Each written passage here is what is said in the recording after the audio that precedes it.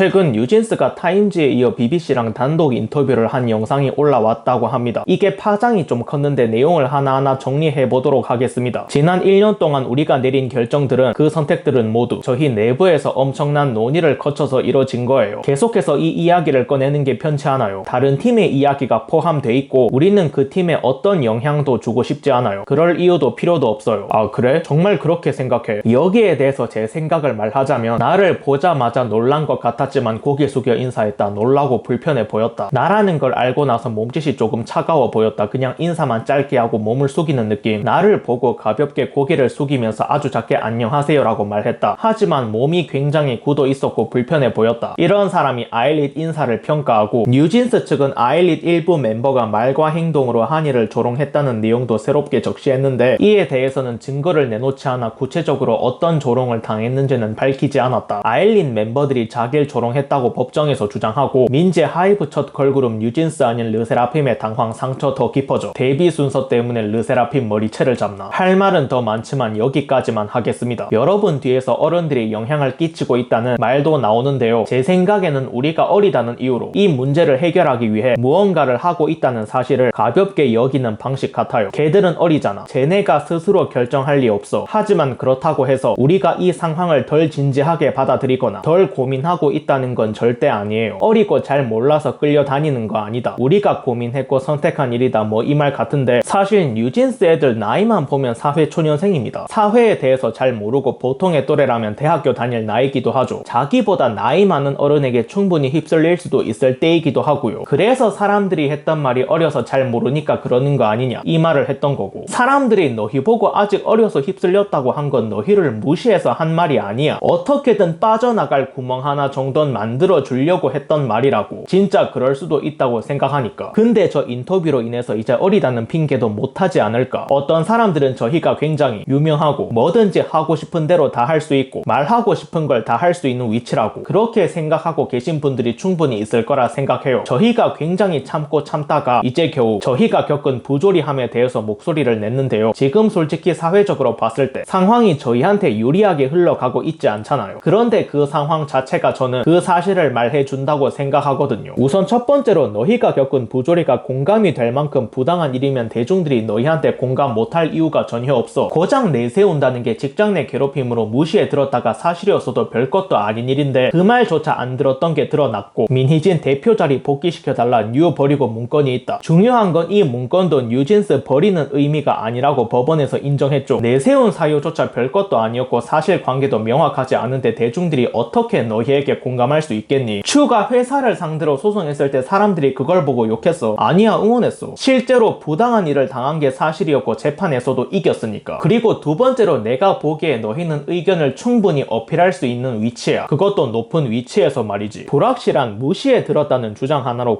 국정감사까지 갈 수 있는 건 아무나 할 수 있는 일이 아니야. 그것보다 더한 일을 겪거나 사람이 죽어도 국정감사 못 가는 일이 셀 수도 없이 많은 게 현실이거든. 오유안나님 같은 경우엔 청문회도 못 갔어. 심지어 무시해 사건보다 훨씬 심각하고 중대하면서도 증거까지 확실했는데 말이지. 이런 상황을 보면 너희는 충분히 할 말 다 하는 위치로 보이는데, 아무튼 그렇습니다. 키나가 예전에 어트랙트로 돌아와서 했던 말이 기억납니다. 키나가 입장문을 올리지 말자고 했던 건 여지를 남겨두기 위해서였죠. 하지만 키나의 요구는 보기 좋게 무시당했고 쓰리정은 돌아갈 수 없는 강을 건너게 되었고요. 작금의 인터뷰는 돌아갈 여지마저 없애는 계기가 되지 않았을까. 마지막으로 영상이 좋으셨으면 구독과 추천 부탁드립니다. 결론입니다. 현실은 냉혹하다.